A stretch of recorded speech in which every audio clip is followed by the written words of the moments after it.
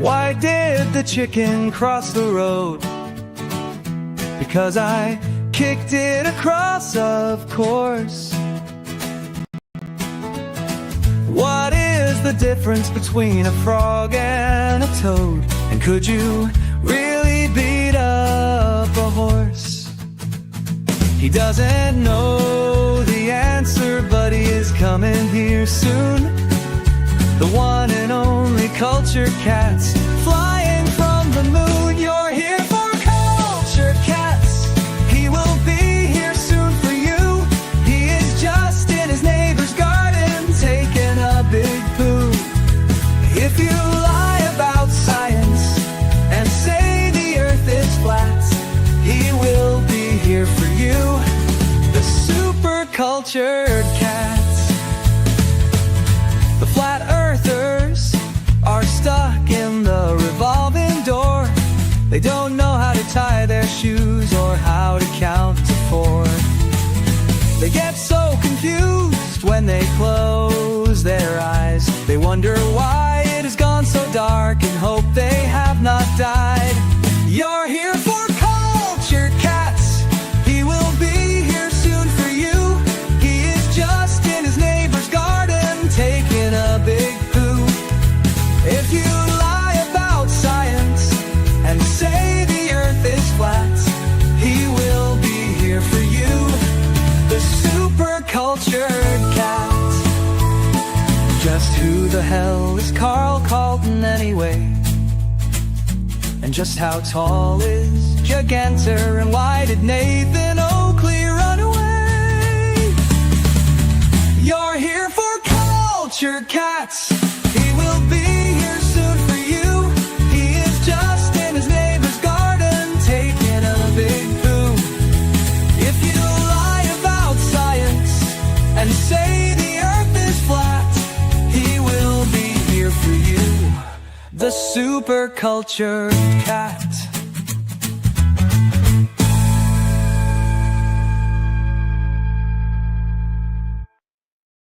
Wowzers.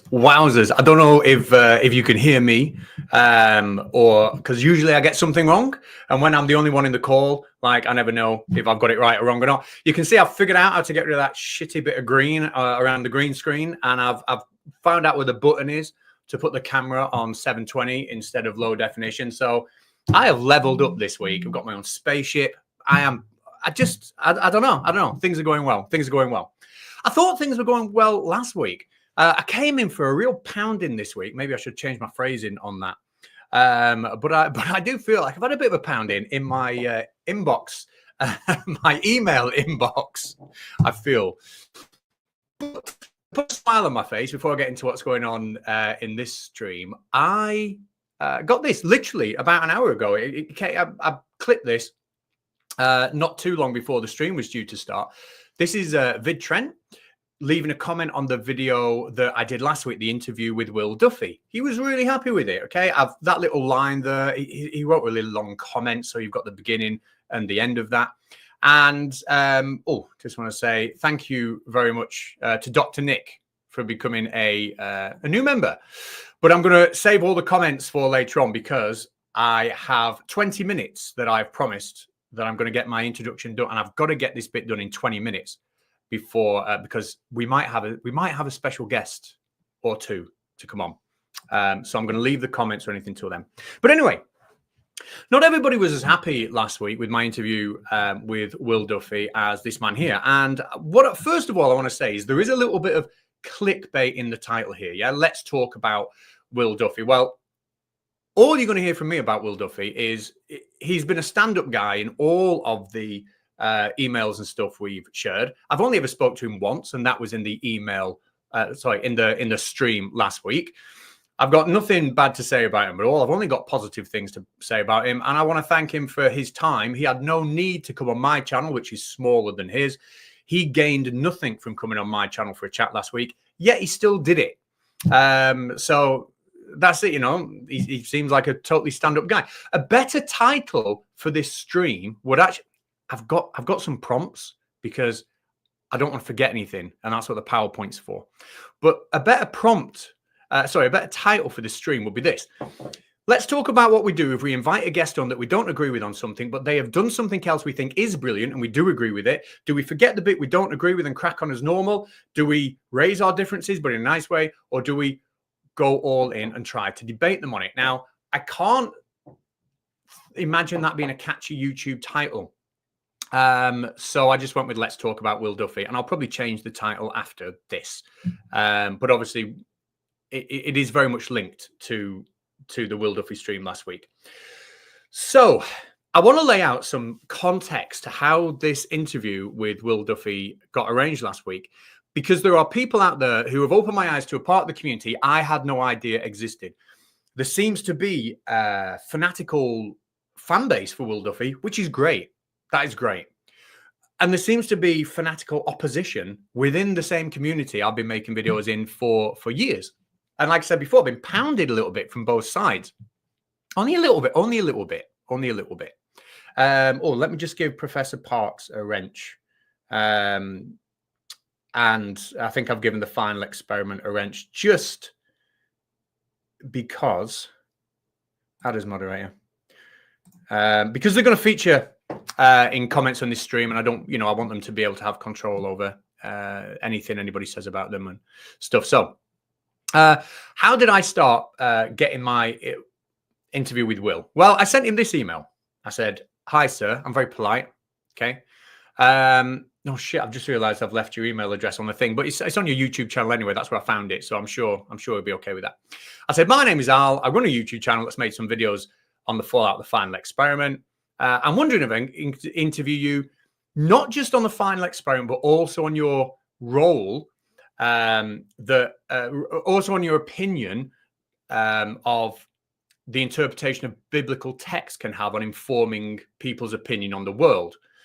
Now, when I wrote that, in my mind, I was thinking, yeah, flat earth, and also thinking young earth creationism. But I sent that, and Will replied, and he said, "Yeah, let's set something up." So we got something set up for last week. And then I was sat there thinking, that was a pretty unclear email that I sent there. Because when I read it back, it read to me as if we're just going to do an interview on the final experiment. And I thought, right. I thought, well, I can't email him back now and say, I'm going to change the topic. I want to talk about young earth creationism. Can't do that because that'd be a massive dick move, right? That just wouldn't be, that wouldn't be right. So what I thought I'd do is maybe play a halfway house. So I sent him this, and it's a secondary email. And I said, look, as a heads up, I am going to talk about on a biblical take of evolution versus creationism and why not all Christians are creationists. And I did have those questions primed to ask him.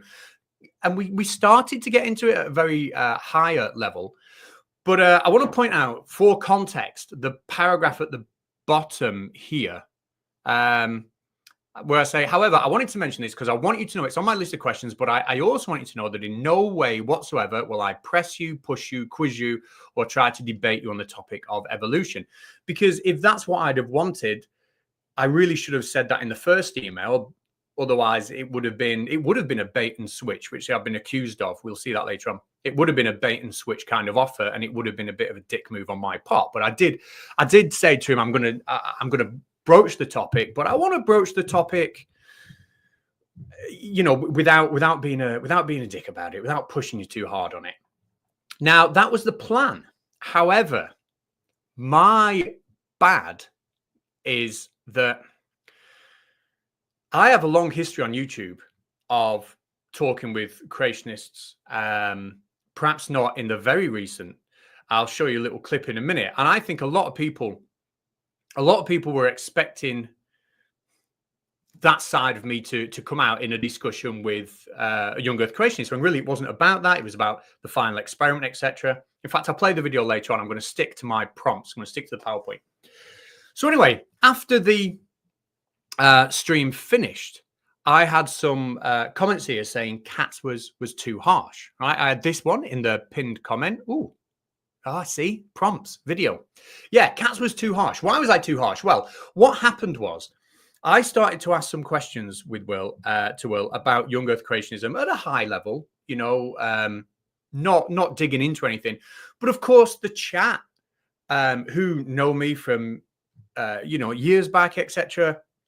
they thought, oh, now's the time we get to quiz Will about young Earth creationism, which I promised him I wasn't going to do. And the chat were really kind. They were asking lots of questions. They were super chatting lots of questions, and I felt as if I couldn't not read them because they were super chats, but they were all questions about Will. And it kind of all down to me, all down to piss poor stream management from me. It turned the debate, the interview, from where I wanted it to go into let's just ask Will a million questions about creationism. Now, what I will show you is the way Will answered one of the questions, and I think this sums it up absolutely perfectly. I think this is a fantastic response, and I think it forms a lot of context to what's going to happen. But I'll just press play on this. So keep this question up, please. Okay. Number one, when people are doing this in the comments, and again, you're going to lose me because you're not being logical. So people in the comments are trying to compare me to a flat earther, right? Here's why that's completely false. Flat earthers go around saying, I know the globe better than you. I have this flat earth model. You're dumb. I'm right. You're wrong. I'm smart. That is not what I'm doing. Okay. So I'm not going around telling people, oh, you believe the earth is old. You're wrong. I know science better than you. I'm not. What I'm saying is I have an opinion. I currently hold an opinion. I admit it is not my area of expertise. I admit I could be wrong, and I welcome conversations about it. And it was at that point in the stream, I was starting to get a little bit uncomfortable, and I realized that I hadn't planned the stream well enough, and I hadn't predicted perhaps the storm of questions that were going to go Will's way. And I should have done. And I put Will in an awkward spot. I thought he handled it really, really well. And the best thing for me to have done would have just to be talk about the final experiment, because I had people who knew me probably rooting me on to ask questions about young Earth creationism. And then I had Will, who I promised I wasn't going to quiz on, getting grilled about young Earth creationism. And a lot of people spotted that. And I got comments like this from this guy. It's embarrassing how the community refused to stop making backhanded remarks. The man had literally no desire to speak on the topic. Nobody came here to witness it being discussed. I mean, it was in the title, but yeah, nobody came here to see him being grilled on it. I agree with that. We came here for flat earth discussion, not for you to challenge the man's religious views. Yes, I agree with that. It was never meant to come across as confrontational. And why is it even a topic of discussion? The second half of his comment, gain some control over your community or don't press topics your guest has no desire to speak on. Well, I really respect my community, and if anything, they are asking questions in the same vein that I've been asking for a long period of time, and are only kind of doing exactly the same things I've done. The fault lies at me, not with anybody in the chat whatsoever. I highly doubt Will Duffy will ever allow himself to be hosted on your channel again. We will see. And I sure as hell wouldn't. So he was really, really annoyed. And if it had just been one comment, I'd be thinking, okay, you know, I've upset somebody. I can see why they might have got the wrong opinion. I can see that, you know, maybe Will would have been a little bit cheesed off. And actually, I did send Will an email the day after. I didn't get a response. I know he's dead busy. So I'm not 100% sure if he's read it, but it is in his inbox, where I do acknowledge that it didn't go the way I wanted, and I hope he didn't feel like he was hijacked, etc. So, you know, I did kind of offer half an apology, and I'll offer a full one now. It wasn't the way I wanted it to go. But then my inbox started to open. Now, I am not naive enough to think that this might not be the work of 1, 2, or 3 people who are just simply in control of lots of different email addresses.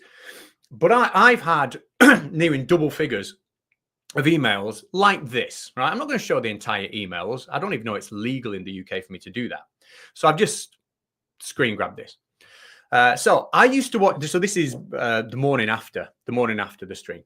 I used to watch you years ago. Then I stopped when you changed your channel and started making rubbish content. Thank you. You sparked my interest when you made flat earth videos again, but let's be truthful, without Will Duffy and the final experiment, your channel will be dead.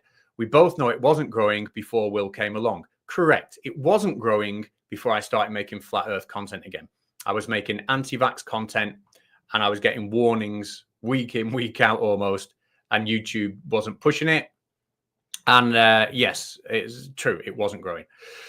For you to hook Will into your stream for a bait and switch, there it is, interview, just so you could then try to gang up on him with your chat about his religious beliefs was really, really low, Catz. Why not have the balls to invite him for a debate? That's not what I was trying to do. Can you only come out on top in a debate these days by catching your opponent off guard? I know this seems harsh, but Will has done a lot for this community. Yes, he absolutely has, and I'm really grateful for that. And your catch and grab job on him is a really bad look for you, Catz. Honestly, you should be embarrassed. I am embarrassed for lots of things. Should I be embarrassed for the way the interview went? I ran it incompetently. Yeah, I was pretty incompetent last week. Oh, here's just another one of those emails. I'm not going to go through all of them. Hi, Catz, long-time sub here. I just listened to your Will Duffy interview, and for the most part, I really enjoyed it. Starts off as unpraised. I must admit, I felt very uncomfortable towards the end when it seemed you were trying to catch him out. The questions from the chat. Did Will know you were going to press him so hard on this topic? Will doesn't do debates on creationism, so I would be surprised if you agreed to this up front. I can only assume you were looking to surprise him, and if that is the case, then I must say you made a mistake here. People won't forget this, and tonight you lost a lot of trust in the community. You were always one of the good guys. I hope I'm wrong. Maybe you should make an apology to clear the air. Will, I do apologize for the way it went. I should never have spoke about creationism. I should have kept it to flat earth. But I've got my little prompts here in case you're a bit late. But I also got slammed from the other side for people that thought, Catz, you weren't, you simply weren't aggro enough. Okay, so people I think are trying to remember the debates I had with people like Kent Hovind. So here's me pushing Kent Hovind about the term allele frequency. Now, if you don't know what allele frequency is, basically, if you said to a driving instructor who's an expert on driving, what is the job of the steering wheel, and they didn't know that, you would instantly know. Not only were they not an expert on driving, they literally knew nothing about the topic whatsoever. You might forgive them for not being able to tell you what what ABS is or how it works, but a steering wheel is so fundamental to driving that you simply cannot not know that and be respected. Well, the term allele frequency is so fundamental to evolution. It is more fundamental than a steering wheel to driving. And when Kent Hovind was talking to me and he was using it in a funky way, I decided I was going to really press him hard on it. I think this is what people wanted me to do. I'm just going to show you these two clips. To put it into context, I think the way people wanted me to behave. So this is me pushing him to tell me what allele frequency is. You poo-pooed evolution using the term allele frequency, which means you should understand it. There's plenty of people watching in the chat. You know, I'm interested to hear what your understanding, not what my understanding of allele frequency is, but what your understanding is, so I can better understand your argument. I'm not going to better understand your argument by telling you what I think allele frequency is, okay? But I can understand your argument if you tell me what your understanding is. So please, can you tell us all what your understanding of allele frequency is? No, I'd rather wait for the separate debate. Let's do that in what the purpose of this. And he wouldn't tell me. He wouldn't tell me because he couldn't tell me. But obviously, I wouldn't let it go. And I pushed and I pushed and I pressed and I pressed. And then eventually, he came up with the most ridiculous explanation ever. Now, if it's been a long time since you've been at school, obviously, you might forget what an allele is. But basically, to put it simply, how we'd teach it to kids in my classroom, a gene is a short section of DNA, and genes control characteristics. For example, eye color. However, that characteristic comes in different flavors: blue eyes, green eyes, right? Brown eye, I forget what eye color said, but it comes in different flavors, different colors. We will call those different flavors an allele, all right? And allele frequency is simply the frequency of one of those variations of that gene within a population. It's not difficult. But to show that he knew nothing about the subject whatsoever, he came up with this tosh. Okay, the chromosomes found in all living organisms, man has 46, different animals have different numbers of chromosomes, are unbelievably complicated, like a long twisted ladder. The rungs of the ladder would be the genes. These can have the alleles, as a variant of a gene, these things can vary from person to person. So I'd have to do some refreshing, but the twisted ladder, the long twisted chromosome ladder, has the rungs across it, the genes. There can be frequency differences between different people. You may have some insertions like an ERV. Let's do a whole debate just on that at another time. And I don't have any slides ready for that right now. But are you saying that because there are frequency changes in the frequency of the alleles of the genes in the DNA, that is proof that we all came from a rock? Is that fantastic, wasn't it? Fantastic. So yeah, proof. Kent Hovind doesn't know what he's talking about. However, that's what people were expecting, and they didn't get that. Perhaps, you know, I was quite happy. I didn't want to press. I said there was never an agreement to debate. I was just very happy that he was giving me his time to talk about the final experiment. I'm very grateful he gave me the time he did. But I got some emails like this. Dear Catz, I never thought I'd send an email like this to you. For years, you're my favorite debunking channel. And I love watching your debates with Kent Hovind and Ray Comfort. You are perhaps not the most qualified, knowledgeable debunker in the community. I'll take any compliment. But you were always, in my opinion, the best debater. Tonight, I unsub from you. You'll see this on the thumbnail. You brought a young Earth creationist onto your channel, let him walk all over you. You didn't challenge anything he said, and you allowed him to spread misinformation to your audience and platform, like what the fuck, blah, blah, blah, where has the old Catz gone? So some people weren't happy there. And in the chat, I'm going to shout this out now, and I'm done with 3 minutes. I think I told 2 people I'd be 20 minutes. I'm already 21 minutes in. I've got about 3 minutes to go, and then my introduction and all the context is over. Then there was a reaction stream done by somebody who was in the chat earlier on. I don't know if they are now because I'm not looking at the thing. I strongly urge everybody to go not only subscribe to the final experiment, which you all are anyway, but also go and subscribe to Professor Park's PhD as well. It is important that there are people in this community who are prepared in an honest and respectful way to criticize other creators in the community and to justify and explain why they think those criticisms are valid. And I am subscribed to Professor Park's PhD. Nothing I say tonight is a criticism, it's a slight. I can only speak about the guy in a positive light. Please don't think this is anything other than that. But he did a stream and he wasn't happy. He thought maybe I should have challenged a little bit more. And this is why. God said it was justified, or at least some claimed it would be. Now it seems that there seems to be a flip where religious folks are claiming that science backs them up, that science supports the view of the Bible. It does not. And that is an extremely, extremely dangerous thing to put out there. And I don't care if it's not on his YouTube channel. Just because it's not on YouTube doesn't mean he should not be called out on this. Because he's probably saying it somewhere. Again, I'm making an assumption. Okay, so I fully understand the passion. You know, Professor Parks is an educator. He educates at a far higher level than I do. But, you know, I was a science teacher for 20 years.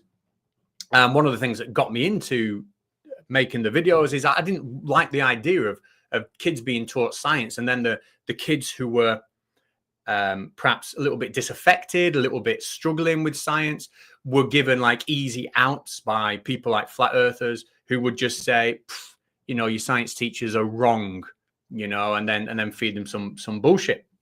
So I get the passion. I've done that. And in the chat, again, I've blocked. I'm not getting at anybody for this. These are all honest opinions, and I welcome them all. You know, there were people frustrated and disappointed in me. Apparently, I let Will get away with everything. And then I had this really bizarre. This is the last thing I'm doing. I had a really bizarre conversation with this guy in the comments, who said, "Culture Catz, as somebody who stopped watching you when you said Will Duffy had no responsibility for Kitzmüller versus Dover, let me explain it simply. Now, If you don't know what Kitzmüller versus Dover is, it's a 2004 Rackus in obviously in the Dover area, and it was basically about some creationists that were trying to kind of enforce some sort of teaching of intelligent design in the classroom. There was a lawsuit involved, etc. This is 2004. Now, I have no idea how old Will Duffy is, but he's obviously a good chunk of change younger than I am. Okay, I would put him maybe mid to late 30s. Probably mid to late 30s, which means in 2004 he was at school, right? He was probably a teenager still at school. So not that I remember at all ever being asked this question, but of course Will Duffy has no responsibility for Kitzmüller versus Dover. I was really thrown by this comment. We had a nice long chat, and then he said he asked me a question that I couldn't respond without building a straw man. I couldn't answer whatever the question was. And we went through this big, long hoo-ha in the chat where he eventually found the stream for me. He doesn't watch me anymore. He's not subscribed to me anymore. But he obviously has extremely strong feelings. We have just had our first guest arrive. I'm going to bring him on in less than 60 seconds time. Less than 60 seconds after I just play you the question that this person did ask me, and this is the honest response I gave. So in fact, I'll play that and then I'll bring Will on. Just so that there's no evidence that Will has ever sued anybody. Like, I understand, like, nobody likes creationists trying to interfere with the education system. Nobody likes that whatsoever, which is why, I made videos like this and did debates like this. But we can't just say because because creationists have done that in the past, therefore Will does that. You know what I mean? I don't want to like defame the guy on here. Like, so yeah, creationists like Will. So people with his beliefs have done that. But I don't want to throw Will under the same bus. And if he does sue to get creationism taught in school and evolution taken out, and then I'll be the first person to start making videos on it. Anyway, let me remove the PowerPoint. Will, let me apologize to you publicly before we go any further. If you did feel thrown under the bus a little bit, I did mismanage the stream. I will hold my hand up for that. How are you doing? I'm doing great. My main reason for coming on here was actually to defend you. Ooh. So yes, I don't understand the negative reaction people had toward you. You shared the emails, which is great. I wanted to say that what you did in reaching out to me and scheduling an interview, and you actually said, I'm going to bring up these other topics, but if you don't want me to, I won't. So you told me ahead of time, you gave me the option. I responded and said, it's completely fine. I'm super chill and easygoing. So yeah, I enjoyed the discussion. I actually feel a little bit bad that your subscribers and fans, some of them, felt like it wasn't good toward me, but I did not feel that way at all. So we're good. No, that is good. And I didn't follow the build up to the final experiment because that was in my kind of like phase when I was out of the flat earth stuff. And it was only when the results came in, I thought, my God, what have I missed here? Like, this it's been brilliant. And then I've jumped back into it. So it seems to me that I'm just finding out that there is a real split in the community. Because of, I don't want to point fingers, but because of you, is this something that you are aware of? Because I'm only just finding this out. Are you aware of this? Yeah, I don't know how big it is. So let me say this. There's a phrase, the enemy of my enemy is my friend. And it's very true. So people have gone to Craig McNeil, FTFE. They've gone to MC Toon. They've gone to these people and they're like, why aren't you guys hammering Will? And they respond, like, I don't see this communication, but they respond along the lines of, Will is our friend. Will is doing a good thing. We support what he's doing. Why go after him? And that's the truth of the situation. One of the reasons that TFE did so well was because the Globe side rallied together. We set aside our differences. we rallied together against the flat earth community with a united front, which is we're all going to focus on what we agree on, the shape of the earth. And then you look at the flat earth community, they were just completely divided from the outset before we even went to Antarctica, and they still are. So I'll never forget this line, but in the movie Gladiator, Russell Crowe, I forget his character's name, but he has a line, and he's like, they're about to go face lions as humans. And he's like, guys, whatever we're going to face out there, we have to face it together if we want to win. And there's truth to that. So yeah, there is a bit of a rift, but I'm not sure how big it is. But there is an irony, a certain irony to this, that you have done more damage to flat Earth in terms of, well, I mean, quantitatively, in terms of removing some of the biggest flat Earth and most devoted flat Earthers with biggest followings from the cult, if you like, removing them from YouTube. You've had the bigger effect really than anybody in the community since I started making videos about 8 years ago. And you are a young Earth creationist, which is almost ironic. It's almost like it's just ironic to me. But you've done it, and I'm not saying that in any way to belittle it. It's just because I have made videos equally about young Earth creationism, equally about flat Earth. And then actually I'm sat here and I'm all supporting you, and I'm fully behind you. But I just want to echo what you said in that clip I played before. You aren't on YouTube telling people that they don't understand science. You're not on YouTube telling people they don't understand radiometric dating. You're not on YouTube telling them they don't understand mitochondrial DNA or dendrochronology or thermoluminescence or isochron dating. I searched, believe me, before this stream, I thought, what have I missed? And I searched, and I was looking at Will Duffy debates, and I found some old debates of you debating like religious topics and stuff. Nothing to do with that. So, I mean, do you know what I mean? Like, don't get me wrong. Like, yeah, you're an absolutely fantastic guy. But if you made videos tomorrow and you were like, I think, great isochron dating doesn't work because of this, I'd respond to that because it's the scientific points you're pointing out. But you're not putting any scientific points up about that. It's just like you said, an opinion you've got, and that's it. So that's where I stand. I'm just anyway. I've waffled. Sorry, I'm waffling there at you. That's okay. Let me try to explain this to people because they're still a little confused. I'm reading the comments. In my opinion, there's two reasons why my young Earth creationist views and flat earthers should never be compared to one another. Number one, which you just touched on a little bit, flat earthers take this position. They go to people and they say, hey, I have information that you don't have. They ask them questions which they know that 99% of the people don't know. Like, they'll catch them off guard. Like, what's the R value of the Earth? What's the circumference? How fast does the Earth rotate? And then they say, see, you don't know that because you don't know the globe model. I do, and I know it's wrong, and I have this secret information, and the Earth is flat, yada, yada, yada. That's how flat earthers deal with this, right? Flat earthers don't come to it like, hey, I'm questioning, I'm looking for truth, I'm doing research, can I ask you questions?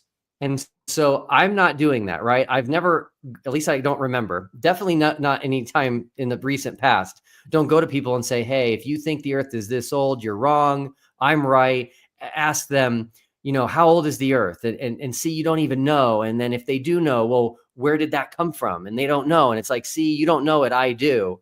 That's what flat earthers do. I don't do that. So that's number one. And what's really important is that people don't realize that there's a lot to see in me based on how I created TFE. So there's a lot of people out there that have been doing this and they continue to do it, and it's fine. It's a choice, but that is, they like to make fun of flat earthers. They like to belittle flat earthers.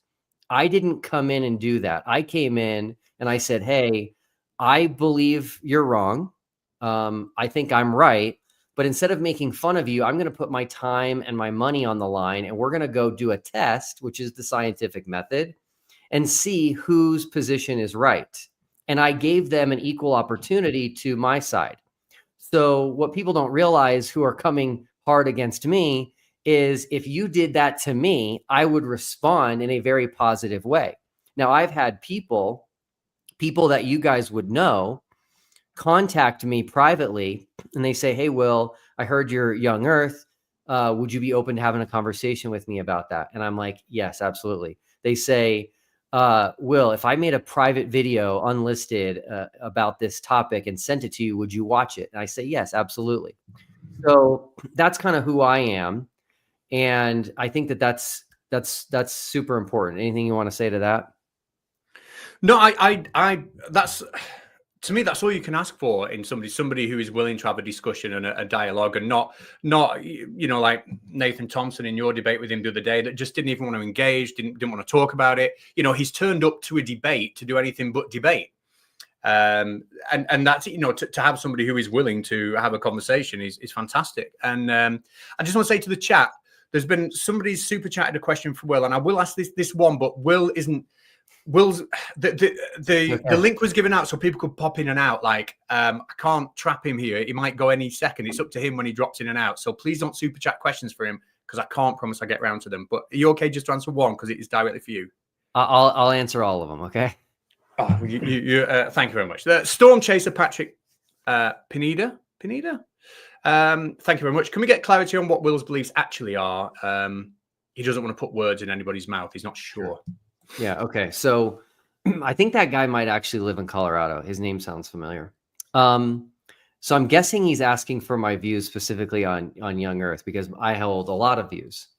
So something I'll say to this is this. Number one, I think everyone on earth holds opinions on issues that they've never researched.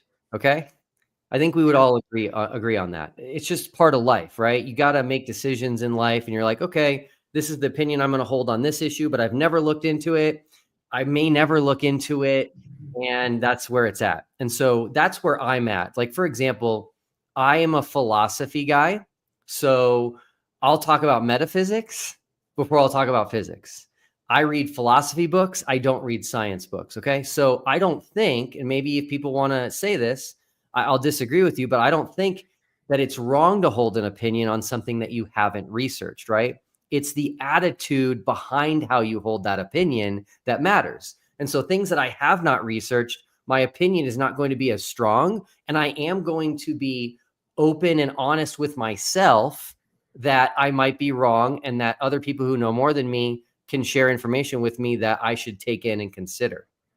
So with that said, science is something that I have done very little research in, but my young earth position, and by the way, this is fascinating. You guys are going to think this is silly and you're going to laugh at me, but I promise you, inside of young earth, this is very significant. Okay.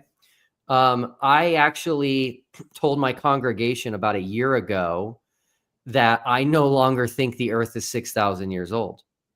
So that's big. Now, I didn't go from 6,000 to billions of years, but I did say that I think the biblical argument for 6,000 years is faulty. This gets into stuff we don't have to talk about, which is Bible, like the original manuscripts, Hebrew, Greek, etc. But I said I think it's probably closer to 10,000 years.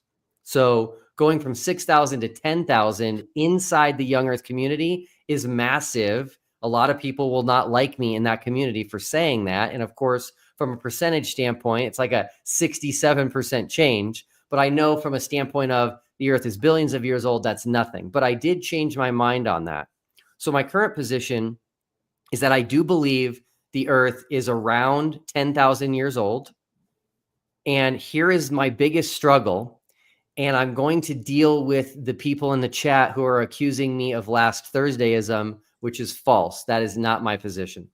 So my struggle is I don't know how to determine if God created something mature, how to determine what its actual age is. Now, I gave this example before, and I'm going to give it again because I like it, which is if God, again, hypothetically speaking, if God created Adam and Eve, okay, he's not gonna plant a seed and tell Adam and Eve they must wait for the tree to grow fully mature and then start to produce fruit, and then you can eat. That's silly, right? If he is going to create Adam and Eve, he's going to create trees that are already producing fruit that they can eat to sustain themselves. Okay. So if God creates a tree instantaneously or very quickly, I think we can all imagine like fast forwarding, right? Like if you fast forward the growth of a tree, you could just see it really quick, right? I don't know how to determine how to prove to myself or anyone else that that tree was just created by God. So the two things that I get thrown at me are this. Number one, they say if God did that, he's deceptive. I cannot disagree more with that, and I'll deal with that. The second thing I get told is that they accuse me of last Thursdayism. That's a straw man. That is not my position. So let me deal with both of those. Saying that that would be deceptive on God's part is problematic for two reasons. The first reason is minor, which is that deception is not inherently wrong. That's minor. The major one is what you're essentially doing is you're saying if God is real, we are not allowing him to create a tree instantaneously. But if God is real, he could do that. And so who are we to say God can't do that? Okay, that's big. But let me deal with this last Thursdayism thing. I've not even heard of last Thursdayism. I'm glad people are bringing it up so I can look into it. But here is why that's not what I'm doing. I'm not creating an unfalsifiable position. And here's the difference. I'm not just saying anything that's old, I can respond and say, that's how God created it. No. I'm going to give you two examples that I think will be perfectly clear as to how to falsify my position and why what I'm saying is not last Thursdayism. Number one, Adam and Eve. If God created Adam and Eve, there's nothing wrong with that. That's not deceptive. That's perfectly fine for him to create adults and not create an embryo that grows to become adults. Now, where would it become problematic? And where would I say God is being deceptive in an immoral way? And that would be if he gave Adam and Eve memories of childhood and of parents that don't exist, that never exist. Okay? A problem. Okay, now that's not what I think happened. Now, people struggle to talk about Adam and Eve because most people don't think Adam and Eve were real. So now I'm going to give you guys an example that I think everyone can understand and would easily falsify my position, and it's not last Thursdayism. Again, I think if God wanted to create the universe and give us the stars and the sun and the moon, he would not make it to where Adam and Eve had to wait for the starlight to reach the earth, right? He can just say, no, I'm going to create it to where they can already see this light. Here's where it would become deceptive. Here's where my position is falsifiable. And here's what would be wrong if God did this, would be fossils and bones buried in the ground of dinosaurs and animals so that it looks like there's been all this life that's died, but there really hasn't been because the earth is new. So hopefully people understand that, and hopefully hopefully I can get some responses to that. But I'm going to say right now, my position would be falsified if there are fossils and buried dead things that are older than 10,000 years old, because that is something that would not make any sense to me. I think that would be wrong of God, deceptively wrong to do, create something new, but then make it look like something already lived and died. So you're of a position, and like I said, I'm not debating you on this in any way, but I just throw some high level questions. You are in a position where you're open to evidence that would falsify your position. You know, you're open to it. How important as a person is it? Sorry, how important to you as a person in your everyday life is it that that's an avenue you research, or is it just not? Does it not really bother you? Yeah, it really doesn't bother me. I have told people that the age of the earth is so low on my priority, to where if someone has an issue with me on that, I will just agree with them. I'll grant them. That's better to say, not agree with them. I'll grant them the age of the earth that they want, and then we can go talk about more important issues. Yeah, it's literally near the bottom of the list. I would rather talk about the existence of God, morality, and then philosophical things I just love, but those get heady pretty quickly. That's really where my passions are. So those would be good conversations. I'm just going to sidetrack slightly. From a fairly selfish point of view, myself and Doom, who are maybe in the chat on the 8 out of 10 Catz channel, we co-own a debate channel over there. And one of the things I just wanted to point out to the chat is who might be thinking, Catz, why aren't you asking him about this type of dating or that? You know, things are done more than just like within one stream. The fact that me and Will can sit here and we're obviously at completely different viewpoints on this topic, the fact we can have this conversation without getting on each other's throats, if anything, shows that we are both capable of listening and having a conversation. And then if anybody out there thinks, I want to debate Catz on that or whatever, we can go over to the 8 out of 10 Catz channel, and you know you're going to have a debate with someone who's not going to be jumping down your throat, acting like a knob every 2 seconds. So I think these kind of conversations, you know, as long as everybody knows what's going on, you know, we have different opinions, but we're just willing to hear each other out, etc. I think it's fine. I don't feel any pressure to say, oh, but Will, have you heard about this? I don't think you'd be interested either, would you? Like, it's not like I say, it's not something that's your top of your priorities, is it, at the minute? Yeah. Now there are issues that would be fun, but let me deal with something else. So, there's another massive difference, and I think people are struggling to understand this. There is a difference between debating something in the here and now, in the present, and debating something that happened in the past when no one was there to see it. There is. You have to logically admit that is a huge difference, okay? And so, for example, when we're trying to understand the past, we have a hurdle, and that hurdle is we have to use the evidence that we have now because nobody was there to see it or to witness it. We just have to do that. And that's fine. That's just a reality. Like, even, you know, people who do forensics, right? And they're looking at crime scenes that just happened. Even they can sometimes struggle to figure out what just happened hours or days before. So there's a difficulty with talking about the past. And so when we're talking about things that happened millions of years ago, billions of years ago, we're at a disadvantage here. And all I'd like to say is that I don't look at science getting better as a negative. So I will come down on some young earth creationists who do that, okay? I will say that that's wrong. Science is always trying to get better, and it always should. But all I'm asking for is for all these people who don't like me in the chat or who don't like what I'm saying, I want you to consider that there have been times in the past, significant times, where mainstream science believed one thing, and I guarantee you, if I was there and I was saying, I just don't know if this is right, you guys would be giving me the exact same attitude. And let me give you an example, right? And again, you guys can correct me if I'm wrong on any of this stuff, but I believe there was a point in time where science, mainstream science, held a majority opinion that spontaneous generation was a thing, and that this was the answer for how life arises. And based on what I read in the 1700s and 1800s, this was like the position.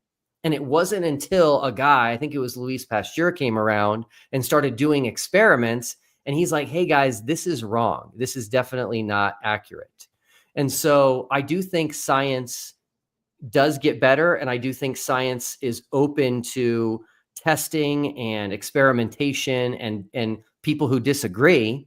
That's what makes life fun, is people coming up with new ideas and new things. And so for me, all that matters for me when I'm dealing with someone else that I disagree with is, are they open to being wrong? Are they willing to listen to contradictory evidence? And then are they willing to be objective about it? I try to be that. And so people just need to know that about me.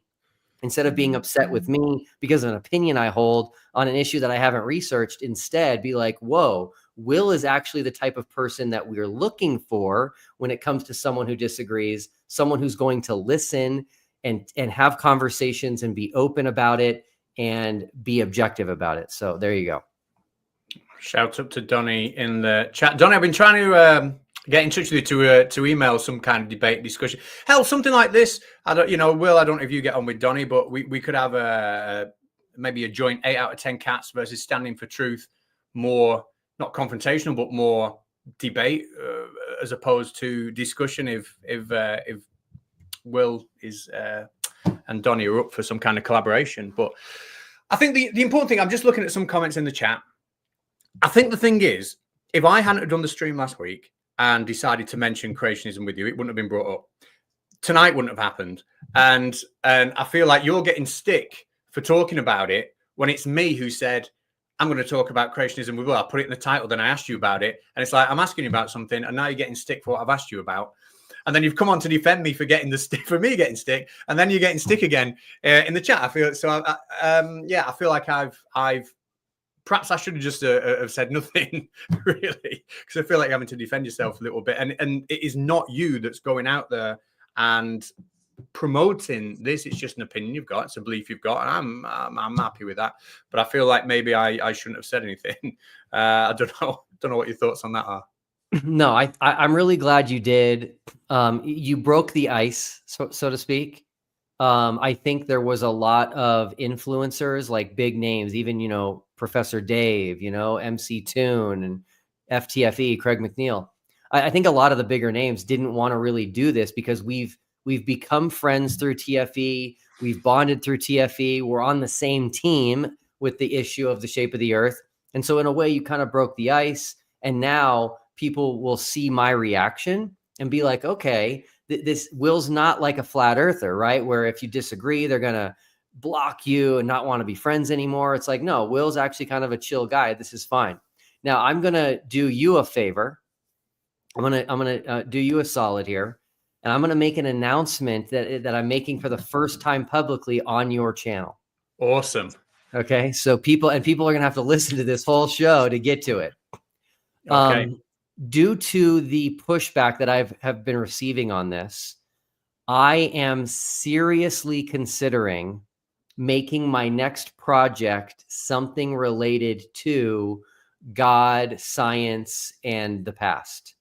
So I can't call it TFE2 because TFE is about the shape of the earth.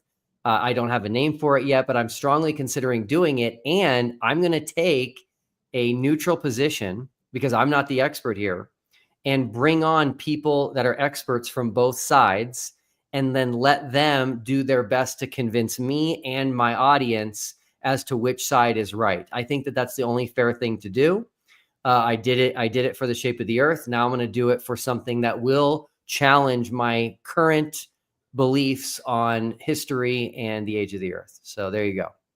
I think that is brilliant. I think that will explode and be as big as TFE.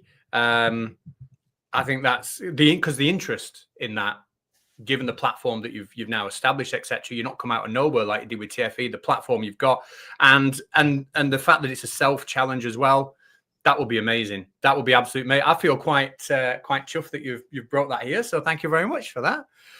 Yes. I'm not sure what's happening now because there is, as you know, somebody else who I'm kind of waiting to hop in. When they do hop in, I don't know if you've seen the emails before, whether I should hop you out, but then because I think you have conversations that you're going to have together, maybe perhaps on one of your streams. Is that I don't actually know what's happening, but I'm worried that Professor Parks missed the StreamYard link in the email. Oh, all right. Let me just fire it again. It was in the very, very first. Professor Parks, if you're watching, oh no, he's here. He's here. Oh, good. But it says device is not connected, so he's not there yet. Now, this is the bit where things could go tits up, to put a Lancashire phrase. So I don't know whether to. I don't want to put anyone on the spot. I don't know whether to put this into two sections, have a Will section and Professor Parks. And Professor Parks can give me his criticism for the way I behaved last week. And I will, you know, he can present his views on that. I don't want to cause any friction or argument or etc. So it's entirely up to you what you want to do here, Will. I don't want I'd like to stay, if that's okay. I think Professor Parks is going to probably challenge some of the things I said, and so I at least like to be here to defend myself. Of course. No, of course. I'm going to wake up tomorrow and I'm going to get some emails going, Catz, you brought Will in and then you trapped him with somebody in a debate.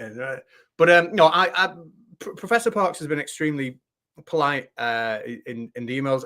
I don't disagree with anything he said about me on the stream, but I take full responsibility for the stream last week that I didn't keep hold of it and it went off in a way that it shouldn't have. And that is my bad. So I am due some criticism for that. And he has been doing everything politely and friendly. I tell you what, while he's trying to connect, but while he sorts his devices out, I'll just fly through these super chats and we're up to date. There may be one or two questions here for you. And by the way, you can drop out whenever you want. This isn't, I'm not trapping you here, you know. Yeah. So Pastor Sean, for $2, I have a tea cozy I bought to wear as a hat now. The reason, do you know what a tea cozy is, Will? No, I do not. Right. I put a poll up before the stream. Would a tea cozy make a serviceable hat? If you basically, if anyone Googles one, in England, like before kettles, you'd have like the old teapots and you basically put a woolly hat on the teapot to keep it warm. And that was called a tea cozy. So there's lots of questions about tea cozy. What is a tea cozy? I've just told you it's a woolly hat for a teapot. Will, you did nothing wrong. And, oh, sorry, no, I did nothing wrong. And Will was okay with the questions. I think we agree on that. Thank you, Jack. He also knows what to expect and doesn't hide it. I think it's about you.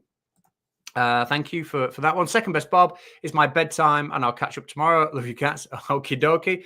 I'll join you in a few minutes. No, I'm kidding. Thank you very much. Second best, Bob.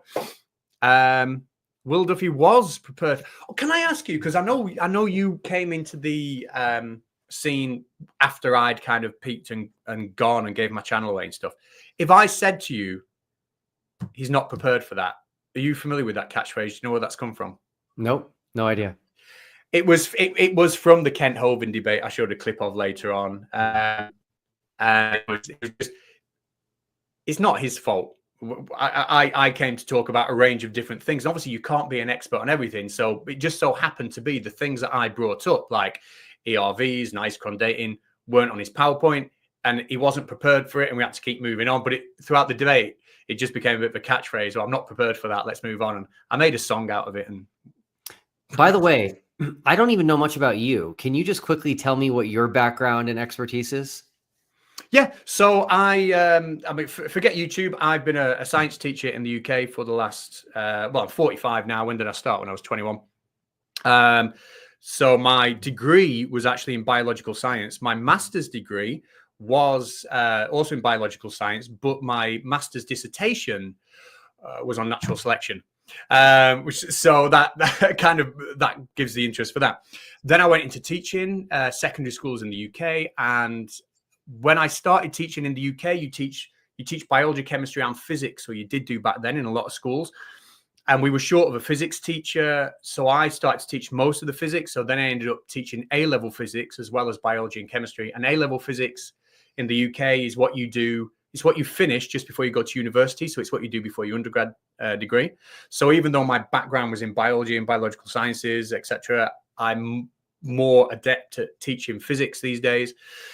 I came out of teaching full time just at the tail end of the pandemic, but I went into business on my own, but still in education. And now I work in educational authoring, and I still teach in the evening. So basically, that's it. And I make shit YouTube videos.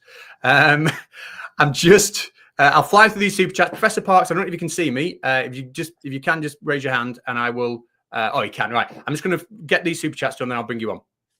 As an atheist and I have a problem with creationism, I had no problem with the interview and appreciate what Will has added to the flat earth conversation. Thank you. We've done that one, but thank you again, Storm Chaser. PhD Tony, absolute legend. So puts me to shame with how intelligent he is. If a person has no expertise in geochronology or paleo sea level, why have any opinion at all? Why not just say, I don't know? Which I believe you have said. You say you don't know. If you don't know, Well, I don't even know what that stuff is. So that he's saying, but I think it's okay to have opinions on things that you haven't researched. I think that's actually a normal part of life. So, for example, I have opinions on, like things that I put into my body, and I just don't care enough to go research them. We all have to pick and choose, right? We all have the same amount of time, and it's very limited. Time, I think, is the most valuable resource we have, and we just have to pick what we want to look into. So. Definitely. And actually, speaking of time, Professor Parks is here. He's ready to come in. So I'm going to fly through these as quick as I can, but also thank everybody. So thank you, PhD Tony. Roach Teela, I suppose it's yes, no. Are you going to be watching the lunar eclipse tonight? Yeah, that's the plan. It's cloudy right now, so I'm really hoping that clears. But this is definitely a unique opportunity with a full moon, a lunar eclipse over the United States. So absolutely. Perfect. Greg, there's the same amount of evidence of a God existing as there is the Earth being flat. Wide. Okay, it's a confrontational one. I think you've explained that, but yeah. So this is again, you guys, like, this isn't a right or wrong thing, but I give people some advice, which is how to reach me. And logic is number one for me, right? Like, my wife is all about emotions. And so when I use logic on her, it doesn't work. And so everybody's different. So for me, if you want to convince me, use logic. This is an illogical argument right off the bat. It's conflating the physical world with the supernatural. Those are very, very different things. The physical world is clearly and way easier to test, to demonstrate, to observe, to prove. The supernatural is way harder, but for obvious reasons. So hopefully you understand that, Greg. Cool. PhD Tony, thank you again, sir. Would you care to do a live stream discussion on the age of the Earth with PhD Tony? Sure. Yeah, I don't turn down discussions. Again, I think it might be boring, but we can definitely do that. And knock it off, Flurf 24. Yeah. Okay. So I asked him in the comments why. Like, I love titles, right? I came up with The Final Experiment, so I really like titles. It's not jumping out to me why I should call it The Broadest Acres. So if you could tell me why, I might be interested. Okay, so I'm going to bring Professor Parks in now. Thank you to everybody who has super chats. Very, very kind, very generous. I'm going to bring Professor Parks in now. Now, Professor Parks, like I said, total respect, and we need people like Professor Parks who are going to call people like me out, like FTFE out, like Simon Dan out. We need them there. So I am going to be very open now to just sitting back and listening to any criticism and listening to you out in full, Professor Parks, when I bring you on. Obviously, Will's here because if there's anything said about Will, obviously he'll want some kind of right reply, but I will bring you on, and I will urge everybody also to go and subscribe to Professor Parks, whose channel is linked in the description. First time we've chatted. How are you doing? Doing well. Feeling a bit like a boomer, because I completely forgot that you had already sent me the link to this. So I was wondering, what am I missing? I tried to hit you up on Discord, but apparently it didn't work. But anyway, it's good to see you both. And I realize that I will own that I have contributed to rising the temperature on this, because this is something I do feel very passionate about. But I want to say from the get-go that if someone who has unsubbed to your channel, Catz, and they are watching this, please resub. I don't think it's fair to hold that against him. This was an interview. This was not a debate. Yes, and as I've said, I would have liked a debate or a more pointed interview.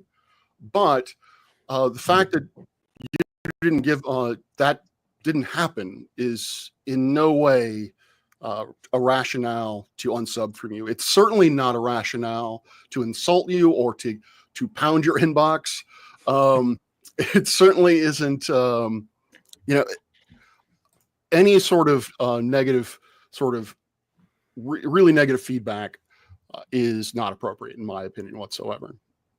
But the same point, I do understand. I've set a tone in the past in the type of videos I've made, and yeah, I've been gone away. There is an expectation from people for me to address certain topics in a certain way. So I made that rod for my own back. So I do have to take that criticism as well. I'm sure when you've seen me speak for the likes, you know, with, I don't know, T-Rock or Ray Comfort or Kent Hovind, or you know, I've debated Donnie in the chat, great guy. But I have set that expectation that I will challenge that topic. So I fully accept that people will have been like, what's Catz done there? I get that, and that's my fault for the way I handled it. Yeah, and I think that's, with my response video, that was kind of the point, because you're not the only one. Pretty much everyone. Will, you seem like a very nice guy. I'm sure if we had beers, we'd have a good time. But the issue that I have is that this community has always been about science. And so the free pass you seem to be getting on this bothers me, because I've seen Catz go after Hovind. I've seen FTF go after young Earth creationists. And if the argument is we don't hold your feet to the fire because you're a nice guy, I find that, again, to be problematic, because why is our ability to challenge pseudoscience, which young Earth creationism is, why is our ability to challenge pseudoscience based on the person's personality? I mean, what's good for the goose is good for the gander. Now, I think that, and I've put a video out a long time ago, I've always said there is far too much vitriol in this community. There's too much vitriol from the globe side. There's too much vitriol from the flat side. And I will challenge your notion that flat earthers are all toxic. I have met a number of flat earthers who have said the exact same things you have said about the age of the earth. So I do equate flat earth, believing in the flat earth and believing in the young earth, the earth is young, as essentially being equivalent. From a personal standpoint, I have a little bit of higher stake in it because I am a Christian. And apologies for getting, I am long-winded. Tony and I battle on this, who can talk most. A friend of mine said, you know, he was going after religion, basically referring to people as religitards. And he apologized to me for, he's like, I'm sorry for knocking it. You are an exception. And I don't accept that either.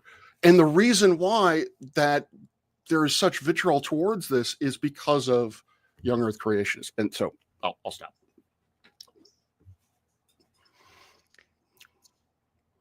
Shit, I was muted. I mean, you've got strong views. You're an educator, etc. You've made a good point. Is there anything? Because in the emails between us, I think I said it's very, very important, at least from my point of view, that you just say, Catz, you did this wrong, you did this wrong, you did this wrong, you did this wrong. You know, do grill me on it. Like, or do you think kind of like we've explained that? I'm more than happy, because I know it's going to be done in the right way. I understand that you've explained what your motivations were for having this interview, which I perfectly well understand.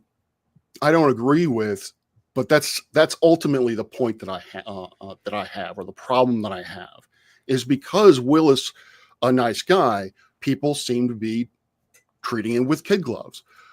He is the only young Earth creationist that I've seen anybody talk to that hasn't been met with a strong pushback. Like, for instance, and again, not the point of this thing, but you know, Will, you were talking about the age of the Earth as if it's an opinion. It's not. It's science. And I think if you were Ken Hovind or anyone else, Catz would have stopped you on it. Toon would have stopped you on it. I mean, I'm glad that they're friends with you, but to me, that's not an excuse for not challenging you. And you can do so respectfully. And I hope that when you and I speak, that I can do that respectfully. The last thing I will say on that is, and this was going towards a couple of the streams that I did, is people seem to be holding you up. I don't know if they were joking in the comment section, but someone referred to you as the flat earth Jesus. That isn't funny. That is deeply problematic. Hopefully they were joking. And this is the problem, is that in this age of the cult of personality, they're holding you up as someone who is combating pseudoscience, yet you hold so many pseudoscientific viewpoints. I don't understand why the creators aren't holding up TFE as opposed to you. And so Catz, that's what I would say, is to you and to any other. TFE has done wonderful things. And thank you, Will, for making it happen. But why can't we talk about TFE without talking about Will Duffy? As I've said before, I would rather, if we're going to highlight anybody, I would rather highlight Dave McKeegan, because to my knowledge, he's the only one who's actually done any quantitative science on this, on the observations. So again, I'm all about the science. And I think this community, at least when I came into it, was all about the science. So I held significant disagreements with the people that went to Antarctica on my side. So I have significant disagreements with MC Toon, significant disagreements with Dave McKeegan, and significant disagreements with Critical Think. I hope people can see that it was better that we set those aside and joined together and did this project than it would have been to make a big deal about it. So I'm not saying that the project should not have been done. That is not what I'm saying at all. I'm not saying that you should not have been a part of it. My issue again is how it is being treated after the fact. TFE should be highlighted, but you can highlight it by just talking about the experiment and not talking about any individual personality involved in the experiment. Talk about the science, talk about how it debunks the flat earth. So because again, from a community standpoint, Will, you are very much problematic. Because, and I know that it's not a priority to you to talk about the age, but it is a priority to me because you are being held up as someone who is combating pseudoscience. And the notion that the earth is 10,000 years old is just that. Now, I want to address two things, if I may. I don't think you quite understand why people say that it's a deception, and also what last Thursdayism actually is. Now, I'm not going to talk about the fossil record because I'm not a biologist, but the stars clearly illustrate that the distances to these stars are millions and billions of light years away. So, why did the deception comes in the fact that our observations, the science tells us that these objects are millions, billions of years old. So because the science tells us that, God is allowing science to tell us something that is not true if the earth is only 10,000 years old.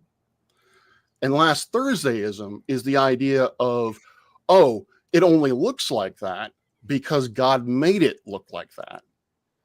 And this is exactly what Witsit is now doing, from my understanding, is you saw a 24-hour sun because God made it look as if you saw a 24-hour sun.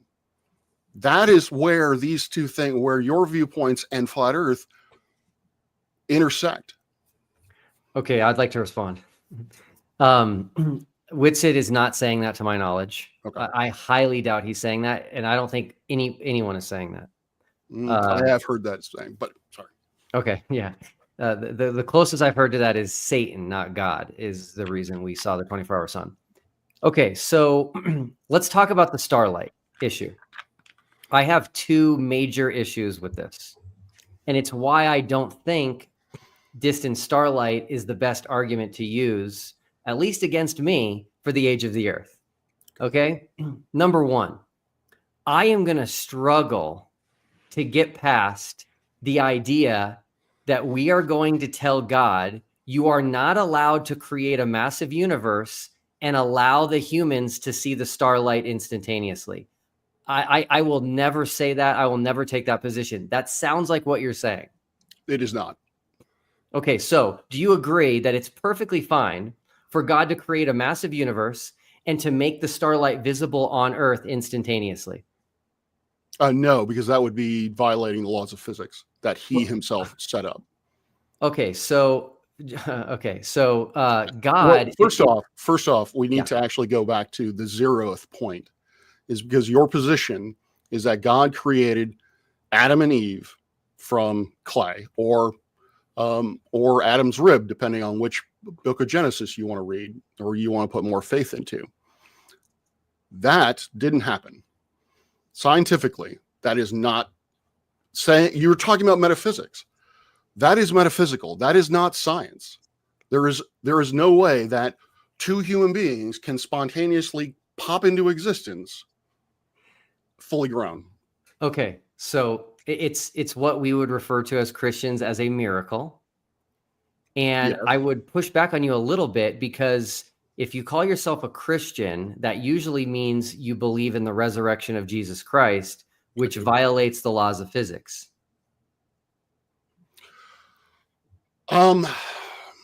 That is something that I've had to reconcile. I do believe in the resurrection of Christ. I believe that Christ is my savior. With that, I am much more forgiving, as it were. Again, this is something I have to reconcile. So I'm not going to die on this hill. Certainly won't be a resurrection on this hill. Anyway, sorry, bad joke. Yeah. So I do not have evidence to say that anyone will be resurrected. However, there is an overwhelming amount of evidence that says that the earth is not 6,000 years old, was not created in 6 days, that human beings do not get spontaneously created, fully formed, that human beings do not live 900 years old, 900 years. So, Okay. So getting back to starlight, here's the issue that I have. We're making assumptions, and the assumptions might be right, but again, I'm still not past this point, and I can move on if you'd like. I see no issues whatsoever with a God, if he exists, being allowed to create a massive universe and starlight visible on the earth instantaneously. I see no issues with that whatsoever if God exists. So let me get this straight, because I don't want to misrepresent you. Are you saying that the earth is 10,000 years old, and that the starlight, the stars, are vast and billions of years older? No. Okay. That is last Thursdayism. Okay, so where I'm not, where you can't lump me into last Thursdayism is the two examples that I gave, which is giving Adam and Eve memories that are fake and putting dead things in the ground and fossils that never really lived and died to make it look like they had lived and died. So this idea that God made the starlight visible is not last Thursdayism. We'll have to disagree on that. I don't want to get hooked up on semantics, but okay. Now let me give you a scientific response to the starlight. Okay. And this is where again, people don't like this, but there's a difference between trying to unlock the past and unlocking the present. And again, I'm not saying I believe this. Okay. I dabble in some things. I read articles, I listen to videos. And so as far as I know, we don't know the one-way speed of light. We only know the two-way speed of light. As such, we are making an assumption that the speed of light travels in the same direction both ways. Anybody that I think is worth their weight in physics would tell you it's possible that the speed of light one way is instantaneous. And so we haven't figured that out yet. And if we do figure that out, that's going to completely change our understanding of things like starlight. So there's a scientific response. I will need to see a citation on that, because for one thing, I don't know what you mean by one way, two way. I have never heard a physicist or any of my colleagues talk about light in that manner. Light propagates in a single direction. It is the speed of light. It is a speed of light within that medium. So in vacuum, it is 3.8, 3 times 10 to the 8th meter per second squared.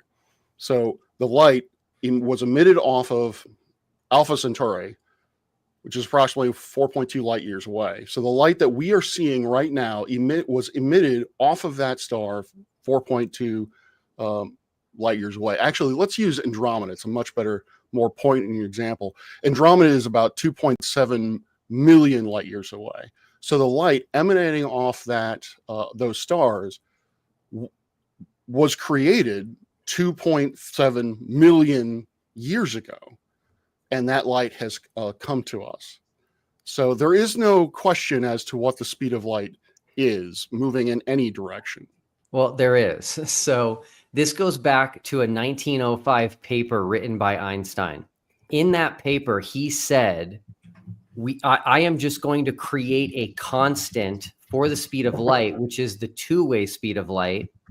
And it's now just become a constant. It's not something that can be tested. It's not something that we figured out with experimentation. And so I'm positive on this minor point that I am right. And so again, I'm just trying to open people's minds to the reality that we're still trying to understand the past. The big issue I have here, Rob, with you is you are making an assumption that that star was created that many years ago. And I just think it's possible that it wasn't. And so, again, there are things that people could hypothetically show me to show me that the Earth is older, where I wouldn't be able to appeal to God creating it so that people could see it. But I don't think this is one of them. Okay. So this is why I would equate you to a flat earther, is because this is a type of argument that I get with a flat earther.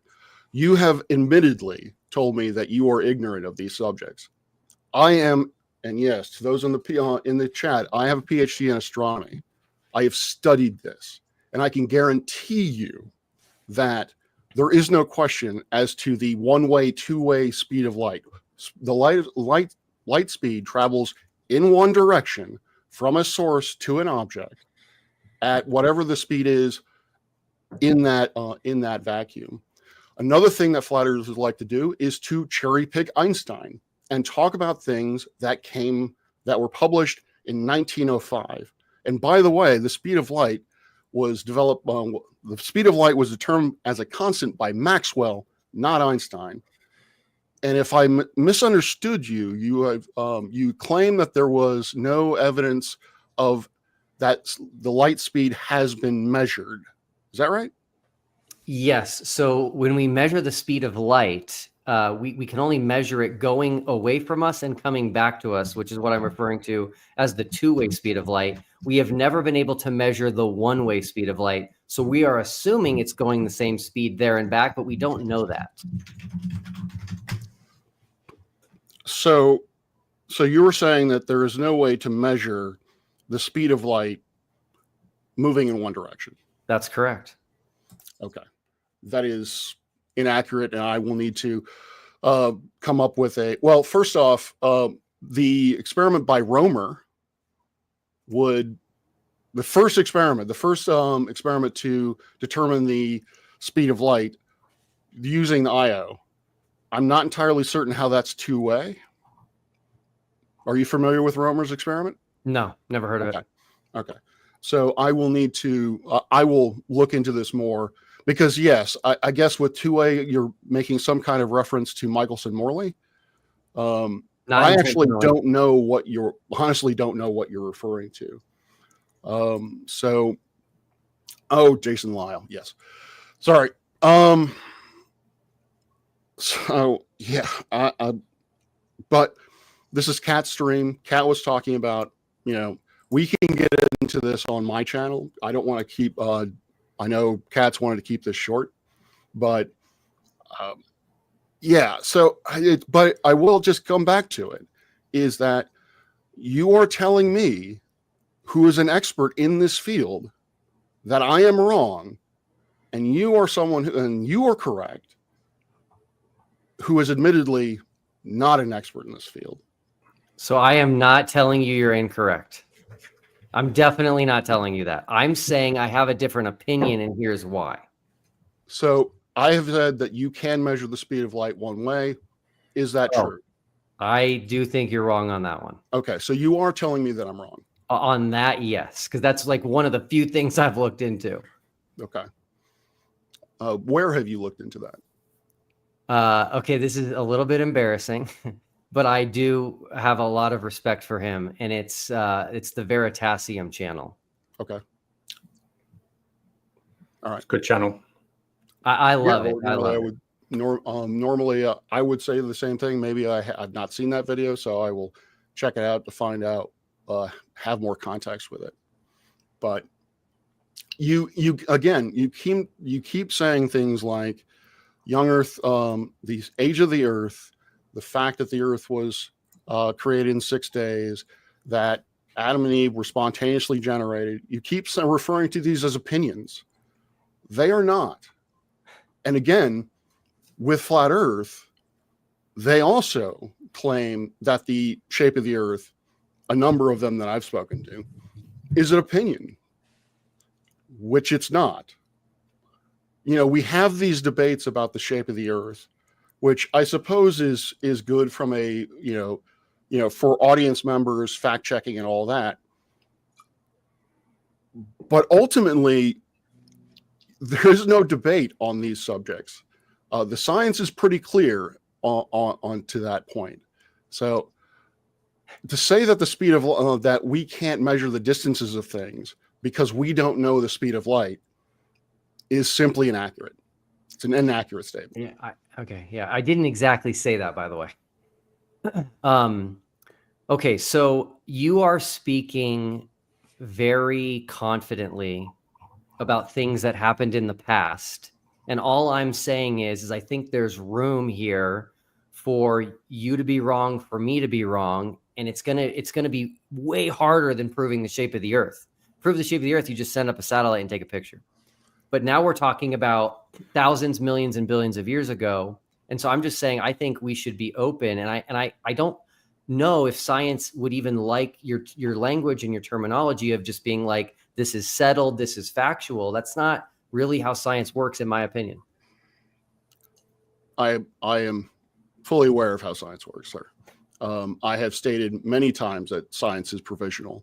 Also, pointing out that science was wrong in the past is another flat Earth trick. There's a meme about the age of the sun that goes about like Aristarchus got it, you know, hundreds of thousands of miles, or I'm sorry, the distance of the sun. You know, that Aristarchus thought it was a few tens of thousands of miles. Science, as you rightly pointed out, gets more accurate. And at this point, we understand that the sun is 8 light minutes away, 149 million kilometers away. On that score, yeah, that's pretty settled. I have never said that science proves anything, and I am open to being wrong. But you're going to need to show me quantitative science, and I say this to flat earthers. You're going to need to show me quantitative science, because I don't know if you understand this, but if your claim that the Earth is 10,000 years old, you are essentially negating most, if not all, of how geophysics and astrophysics works. I mean, starlight is not just simply the only thing that tells us that the Earth is, or that the universe is vastly old. You have the cosmic microwave background, primarily the redshift to 2.7 K. You have the nuclear physics that happens in the interior of stars, that it takes 1 million years for a photon, for energy to be generated in the middle of a star to make its way outward. So that alone is problematic to 10,000 years old. Now, this argument that we can't know something in the past is the same type of argument as we can't know something unless we physically manipulate it. We can know the same things on both scales because of science. The laws of physics are the same regardless of where and regardless of when. Okay, let me clarify something. I'm not saying we can't know. I'm saying it's more difficult. Well, sorry. Yeah. Sorry. Can I? This is poor stream management on my part again. I get it really causes me stress if super chats have built up and I haven't read them out because I feel like people pay for them, think I'm ignoring. Well, Can I just read some out and then you just and got then a I can be like, 200 "Thank you something, for that." 200 knock something. Yeah. Yeah, I could because I always think, oh, people think I'm really ungrateful. Your stream, So Catz, sorry, then I'll take come away. back to you. Okay, so we'll start here. This was the answer to your question when the trek, the broadest acres. That's the answer because you're open ended on your mental exercises. All right, I will consider Not it. sure. Not sure what that means. There's a problem for $10. Thank you. Says piggybacking on Greg's question, there is equally strong evidence of an old Earth, greater than 10,000 years, as there is for a globe Earth. Why do you think they should be treated differently? I know you've touched on that a lot, Will. Yeah. So to me, what this boils down to, and again, there might be evidence I'm not aware of. Okay. The distant starlight one is something that I've been told and that I've thought about for 20 years. Okay. For 20 years. There was a time where Danny Faulkner, if you guys know who that is, was speaking in Colorado. It was 20 years ago. And I went and listened to him speak. And then I spoke to him afterwards. He is an astronomer. He is a PhD and he's young Earth. And so this distant starlight thing, I'm very, very familiar with. And I think about it on occasion while I'm driving or whatever. So the main difference I see here is there's an assumption, which is that if something looks old and looks mature, it must be. And I'm saying that's not necessarily the case. I do think God could have created a mature universe. So we have to look for things that I would not accept. Like I said, fossils and things of that nature that would falsify my position.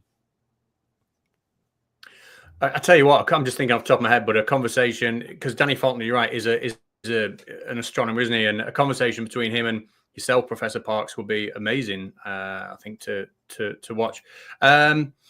Boxanadu says, Will, I saw your recent debate with Nathan Thompson. Why didn't you call him out on his stupidity? Why didn't you tell him to stop being so dumb? I don't think it's your style, but exactly. Yeah, this is not my style. So my style is, hey, let me first understand you. So I can tell people where this originated in my life. This is actually very important to me.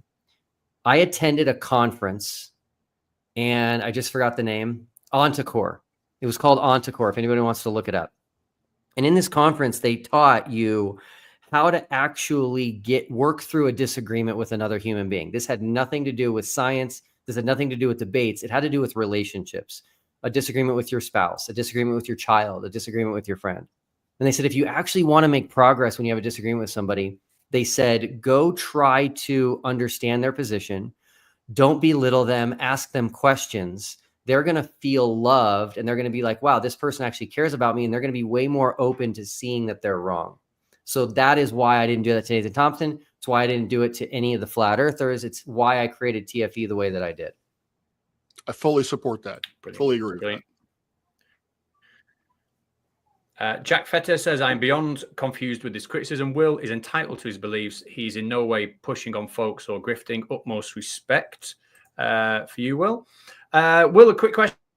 Basil problem. Was TFE funded by or have you received any money from the Discovery Institute, the Templeton Foundation? Never heard of them, or individual donors. I don't know whether you need to answer that. Your own financial business isn't to do with this stream, so feel free to pass on it.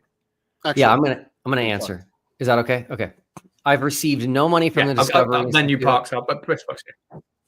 No money from the Discovery Institute, no money from the Templeton Foundation. I did receive a little bit of money, and it was minor in the big scheme of things, from actually three guys. Two of them are named Fred. One of them was named Bob.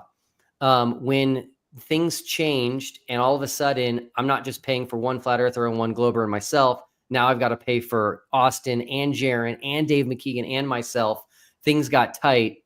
Three personal friends of mine made donations. The combined amount wouldn't even pay for Austin, but that's the only money that I received outside of myself.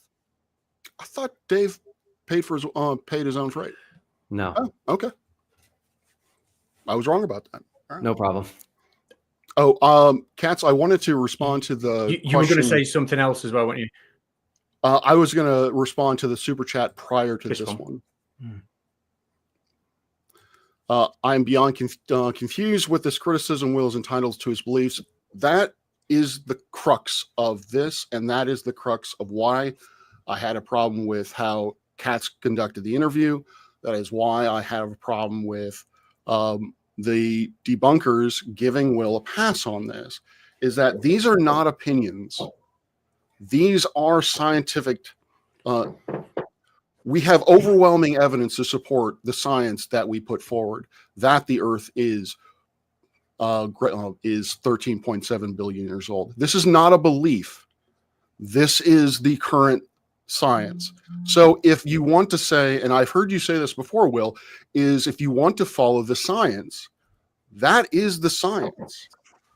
And so this, I've been, people have come to me and be like, hey, why don't you leave Will alone? Leave off the political things and all that. I have yet to really talk about anything about that I feel is political. Things like abortion to me is not political. That is science. You have made the statement that life begins at conception. Yes. Science does not support that statement. Yes, it does. Okay.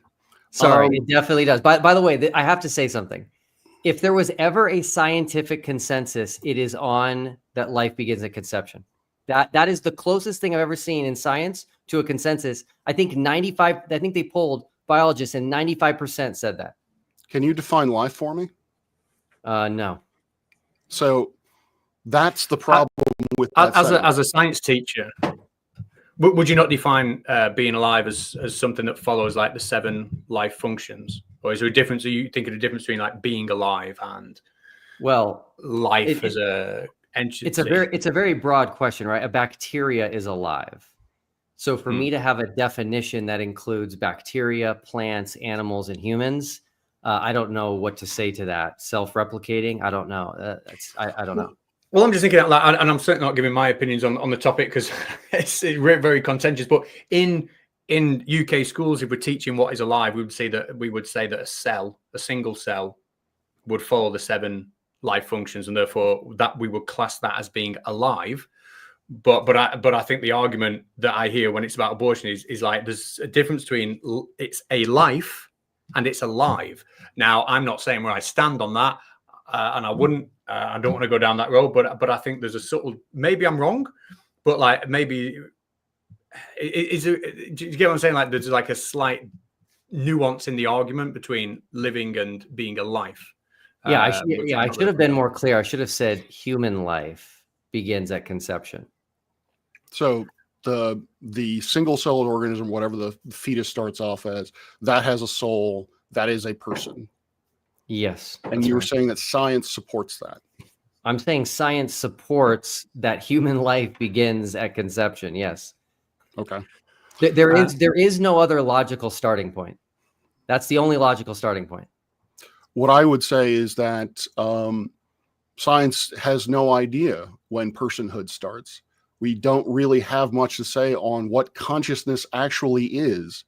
And so, again, my problem is that you were saying you're backed up by science, but I am afraid you're not, unless, again, I could be wrong. If you can give me papers or quantitative data that backs up your point, I will be more than happy to look at it. But yeah, so I have been, but just to back up a moment, I've been talking, people have talked to me and said, don't bring up the politics or whatever. These aren't political arguments to me. These are scientific arguments. Mm-hmm. And so, again, Catz, whoever debunkers, that's why I don't think that Will should be given as much leeway as he has. Now, let me be very clear. Well, I don't think you should be vilified. I don't think you should be treated in the same way that Craig treats other flat earthers. It's a little much. Toon is also getting a bit when it comes to attacking flat earth. I'm not saying that at all. As you said, we're not going to come together if we treat each other like assholes.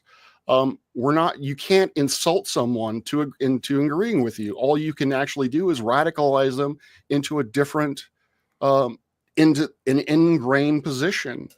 So, yeah, I appreciate how you handle people, and I appreciate that you are a good guy, and I have appreciated what TFE has done or has added to this conversation.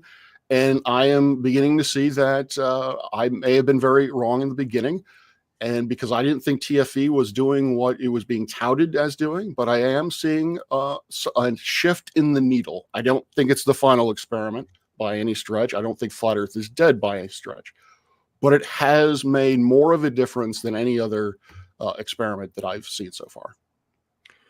Cool. PhD Tony says, Willie's right. Veritasium discussed this in detail. I have to watch that video. It sounds fascinating. So people who study relativity argue that Romer's experiment, I don't know if I'm pronouncing that right, is based on two-way speed light. Yeah, it's all above my head. That I've absolutely no idea. So all right, I will watch it. I will look into it. Maybe I'm misunderstanding the point, but if I am, I will definitely go live or I will publicly say so. Arnie says, Arnie Rovik says, this is good stuff, Catz, thanks. And then there's one more, and then I'll feel cleansed then that the anxiety's gone. I've got through them all. I don't think this is the case, but it is directed at you, Professor Parks. Yes. I'll let you read it and respond. So Parks really is only here to disparage Will and to attempt to get people to not talk about him. Am I missing something? First off, Nick, if it seems as if I am disparaging Will, I'm not going to say that. I disagree with Will. As far as I know, and Will, you can please correct me on this. I don't believe I've insulted you. I don't believe that I have called you stupid or idiot. I've just said that you're wrong on the science. So if that is disparaging, that's another conversation that we can have, is because the idea that it's wrong to call out someone for being wrong and that somehow is some kind of personal attack or what have you, I find to be problematic. And also, Nick, Catz brought me on, and I've been trying to steer it back to this, is that Catz brought me on because he wanted to hear my feedback as to why I have had such a problem with how Will has been treated within this community. And the reason for it is because he holds pseudoscientific beliefs that if he were anyone else, he would be called out by all of the common creators. So I feel that is hypocritical. So I don't want to respond as if Will isn't here, and I know because that would be totally disrespectful. But can I ask you this before Will responds? Yeah.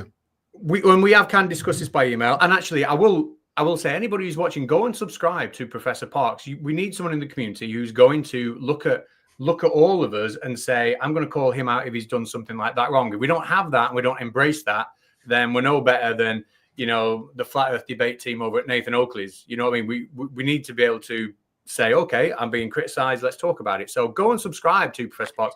His channel is far better at science than I'll ever be. He's a professional at it.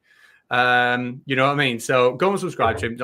But my personal view would be this. Like I said before, Will doesn't promote in the way of a form of activism. He doesn't promote young Earth creationism like your Ray Comforts, your Kent Hovins, etc. He doesn't tell people without being asked. Oh, okay, so I know you've put some points to him today, and he's replied, and and he said, well, I think you're wrong on this, I think you're wrong on that, or perhaps you might be wrong on it, but kind of like left alone without being pressed on it. If I hadn't have made the stream last week, this conversation won't be happening, because he doesn't go around saying you're wrong on isochrone dating, you don't know what ERVs are. He doesn't do that. So does that in any way like tame your opinion, or is it just? I mean, I don't know. I guess you know where I'm going with this. I'm waffling, but no, I know where you're going with it, and I'm I freely admit that I am triggered by this because of my religious thoughts and my religious views and my scientific views. So I have definitely turned up the heat on this. I talked about, before your interview, that was very hot.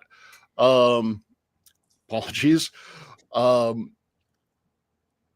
hear what you're saying, and I've heard this argument before that because Will is not advocating this, then he should be given something of a free pass. My response to that has been, he has not been advocating for this on YouTube. We forget that YouTube is not the only platform. Now, again, I'm not saying that Will is putting this out in other platforms, but on the website of his church, it states that the earth was created in 6 days. Sure, no one asked the website, but that certainly seems like he's putting it out there for someone to take and accept as factual.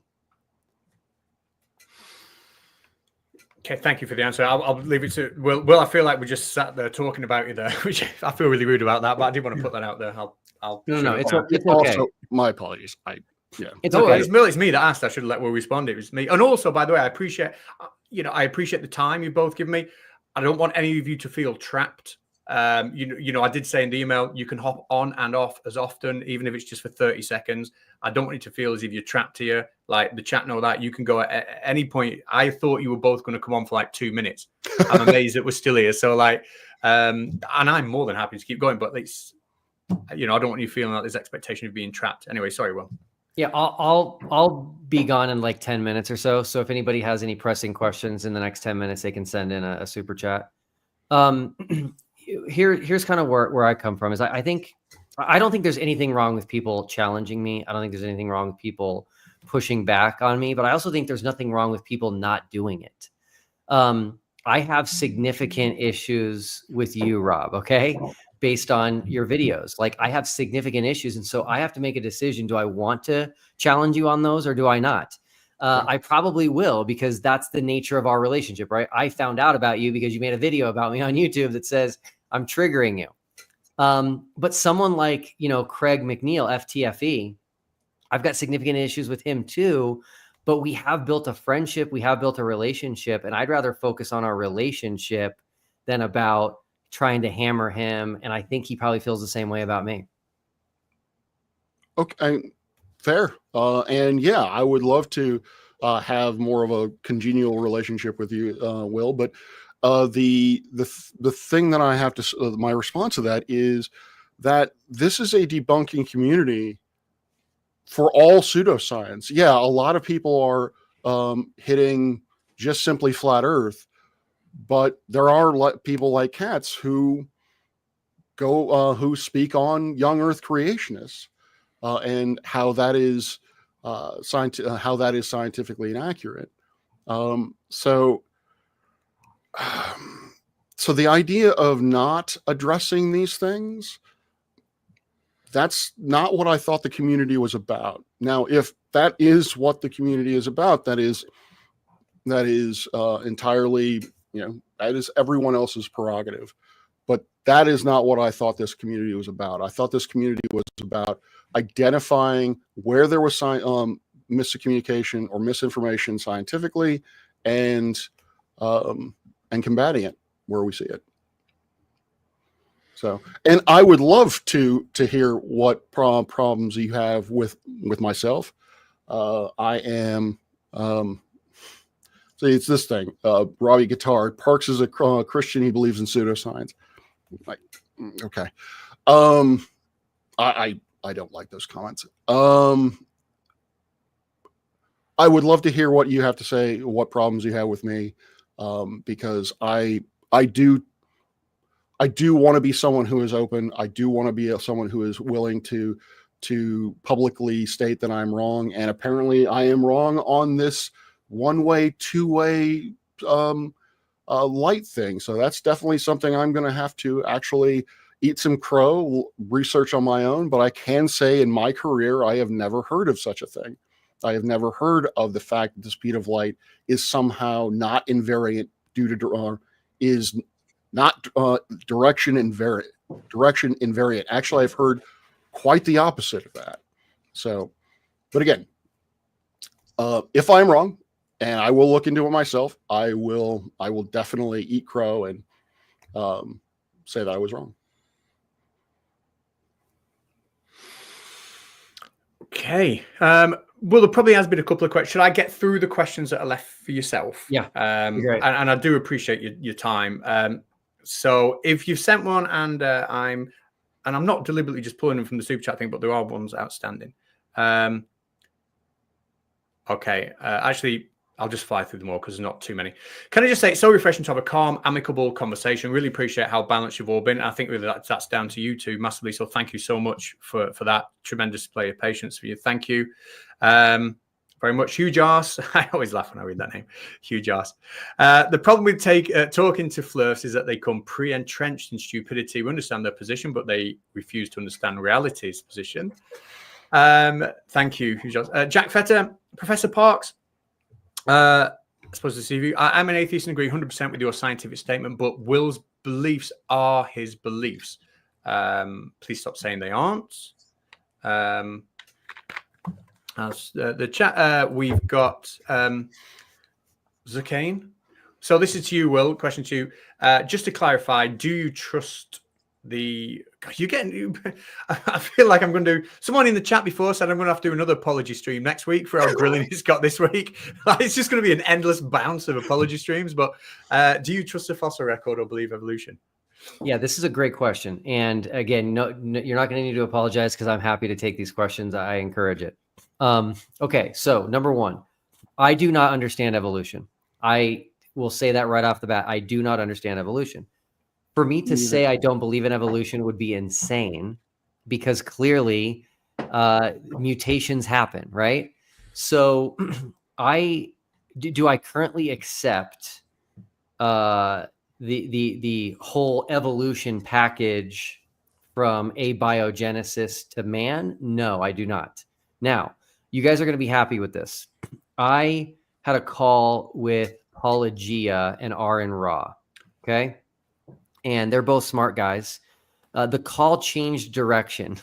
It was not about evolution, but evolution came up. And Apologia, told me something that I didn't know at all, that I had wrong, which is when and where mutations happen, which is essentially, I believe, in utero. And so I told them, hey guys, this is not something I'm familiar with. I actually emailed Aaron Ra after that call, asking him for some more information. He responded. He didn't give me the information yet. I'm hoping he still will. I also have a guy in Colorado who found me through TFE. He reached out and he said, Will, I'd like to teach you evolution just on the side. And I said, great. So I'm going to be talking to him. And then another person, I'm not going to say his name because I don't have his permission, a big name in this space, a big name in the flat earth versus globe space, reached out to me privately and said, Will, I'm very convinced of evolution. I'd like to, explain it to you, make videos for you. Would you be interested in that? And I said, absolutely. So that's where I stand. Perfect. Now, I think in terms of questions that are directly for yourself, that is the last one. So I say, I'm really grateful for the time you've given us. I genuinely expected you to bob on for like 60 seconds, especially after giving me an hour last week. So the fact that you've hung around for, an hour and a half, I really, that's above and beyond. So thank you so much for that. All right. Thank you both. Okay. Thank you. I'll read these rest out and then I'll maybe talk to you about your channel, Professor Parks. Will, thank you so much for everything. And please go and subscribe to The Final Experiment. Will, I think we can both agree Flatzoid is an idiot. Yeah, tough to disagree on that. All right. Thanks for chatting. See you later, Will. Thank you. Bye. Okay, and then the last three. Professor Parks, the grilling you now. I'm going to have to... No, please. Please provide a rational basis for your belief in the resurrection of Jesus. I don't have one. My belief in God and Christ as my savior is a deeply personal one. I recognize that it is irrational. And yet that is what I believe. What I do not do is I do not look to the Bible as a way to understand physical reality. For that, I go to science. If I am looking for a moral, if I have a moral quandary or a moral, trying to work out, like for instance, how should I, in a positive and constructive way, deal with my feelings on Will Duffy and how he's approached these things? That is when I would pray, and that is when I would go to the Bible. So yeah, I can't give you a rational basis because it's not rational. Well, you've also. Oh, sorry. I'm going to say that's answered the next one. It's the same question. So thank you, Nick. Same question. So unless you've changed your mind in the last 5 seconds, I assume it's going to be the same answer. It is. Question. Thank you, Adam Lord. Question for me. If I was to refer to something as a god, would it have to be if I was in my own personal life going to refer to something as a god? Yes, it would have to be conscious. That's my own personal opinion. But I'm not religious. So, like, I use it in, like, slang. I'd say Alan Shearer is an absolute god. Like, you probably don't know who Alan Shearer is, but he's like a football player for Blackburn. He was years ago. He's retired now. So, yeah, for me, they would be, but I'd be using it in, like, a slang-like term. Are you a Liverpool fan? Blackburn. Okay. Blackburn, yeah. So, not... Sorry if that was insulting. No, I wish I was a Liverpool fan. I wish I was. Yeah, Blackburn are truly shit. But what can you do? You're stuck with them. PhD Tony, the argument for isotropic speed of light is notional. Even that first sentence, I don't get, but it's how clever, like, you two are speaking on a different level. There are lots of arguments against it. Maxwell's equations do not support it. Quantum processes treat two-way C, I'm assuming that's speed of light, as accurate. Does that make sense to you? Yeah, it definitely tells me that this is a deeper subject than just simply how we've been approaching it. And so I will need to look into it. Not just the Veracem to understand the foundation, but really where to go with it so that I can look at textbooks and papers. Well, look, I mean, I don't know how long this is going to go on for, but I did want to thank you because, like, genuinely, I want to make it dead clear to anyone who's watching this. I know you made the stream and the stream was kind of criticized. Now I handled it and I've mentioned that, but I genuinely mean the other things I've said, that we need people like yourself in the community who is going to say, hang on, like, that isn't good enough from this corner over there. That's not good enough from that. You know, it's not as if you did a stream and you were like, oh, Catz is such a massive wanker. You know, it was, which I am, but, like, it wasn't as if that's how you handle it. You did it a great way. So I genuinely, if your channel's linked to the description, and I urge everyone to go and subscribe to you. So, you know, thank you very much. Thank you. Yeah. And yes, I agree. Again, I agree with Will in that, all of these discussions should be rational. All of these discussions should be without as not toxic in any way. There shouldn't be insults or whatever. I mean, granted, I get it with certain flat earthers, particularly if you've dealt with them, or Kent Hovind or Matt Powell, for example. If you've dealt with them with any length of time, your patience just goes completely out the window. But yeah, I think that I'm glad you say that, because that was one of the things that I have gotten from flat earthers and whom I refer to as anti-theists, people who are not religious, but also have the opinion that because I believe in God, I am a bad person and I am causing the evils of the world. You know, they have told me, why don't you call out Christians who are putting out pseudoscience? And so that's what I'm doing. So yeah. So thank you for saying that. But no. I know. I appreciate it. You know, it's definitely because when you do that, you're going to get criticism yourself from, especially, I suppose, the bigger the channel is, the more you'll get kind of like get turned on and alienated by their subscribers. So it's good that you've done that. I really appreciate it.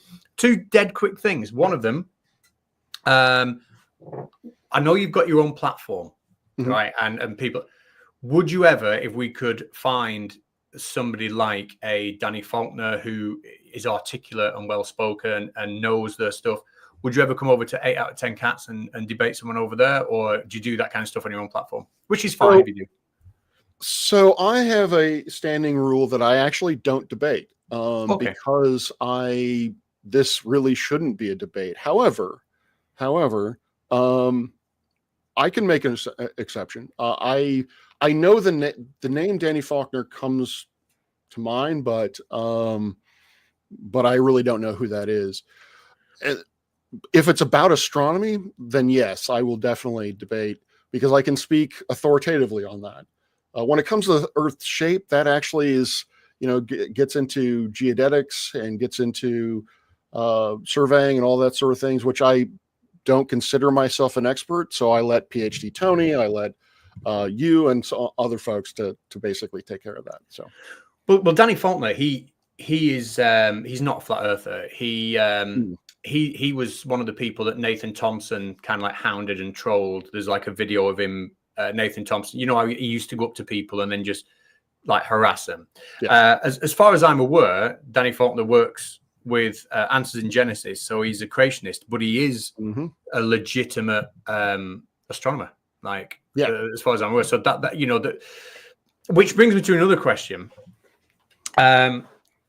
If you can you steelman the position of a young Earth astronomer? Like, what would their arguments be? What would they be seeing in science if you could steelman it? I know that might not be easy, but let me actually.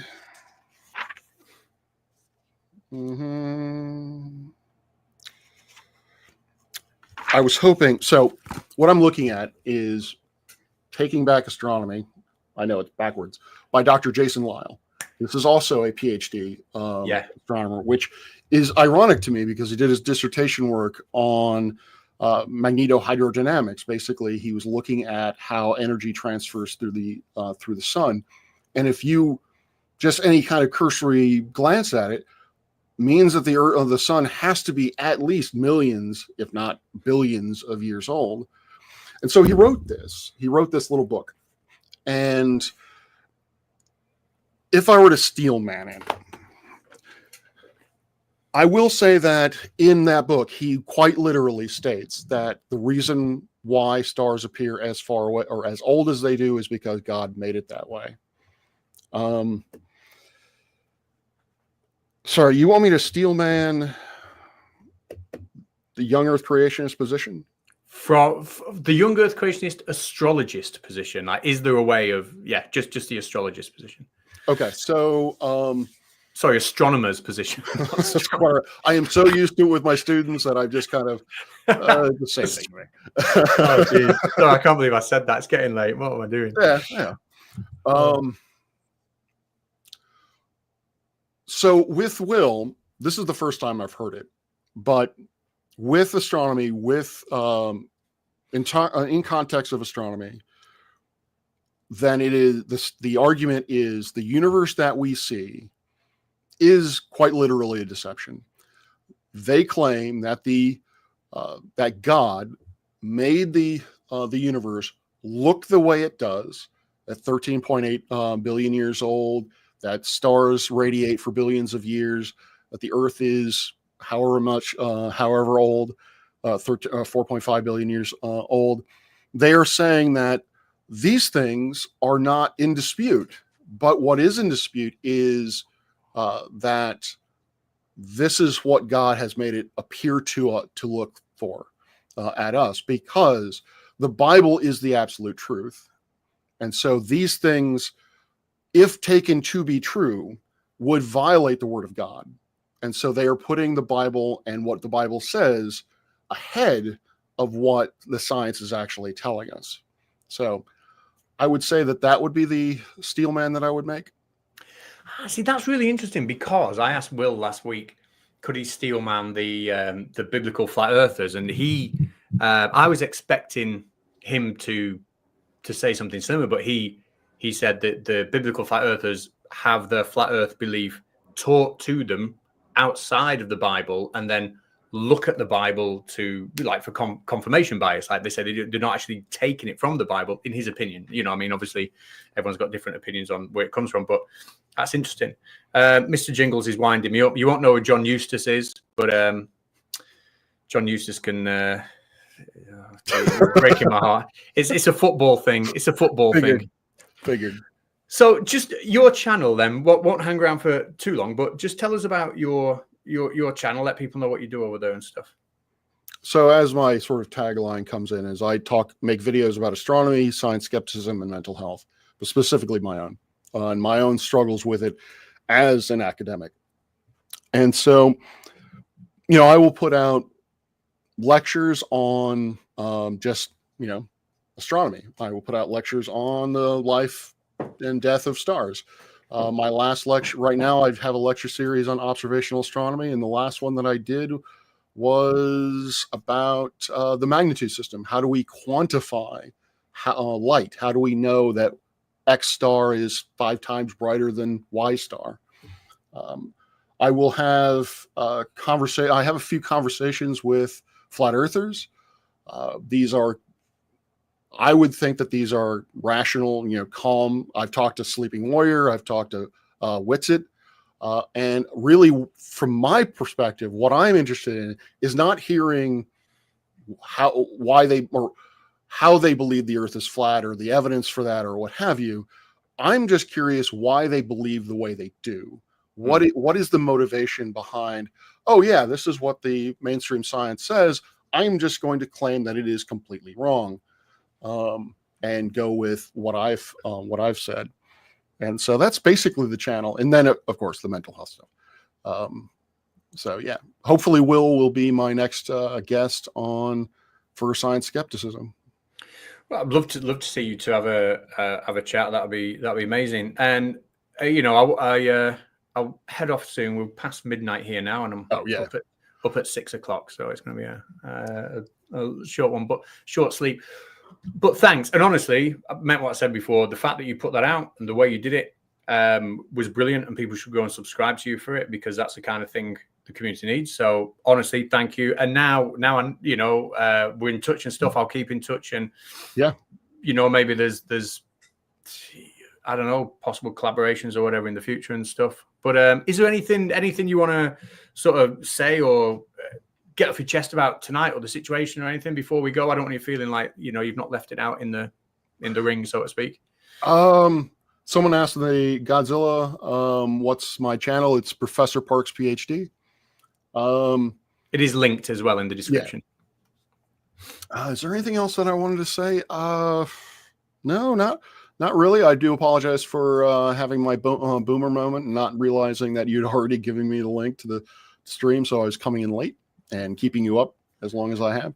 So yeah, I think and I would love to collaborate with you. Oh, I was going to mention that I also have discussed geocentrism with Dr. Robert Bennett, who again is also a physicist. But yes, I would love to collaborate with you on something else in the future. So yeah.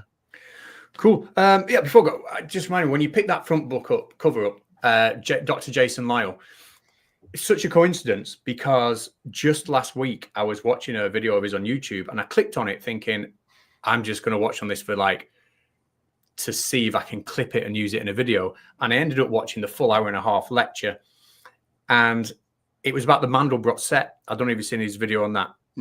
He basically, the thing that we disagree on, right? Me and Jason are on that one video. It's an 1.5-hour lecture. If you get a chance to go and find it on YouTube, it's amazing.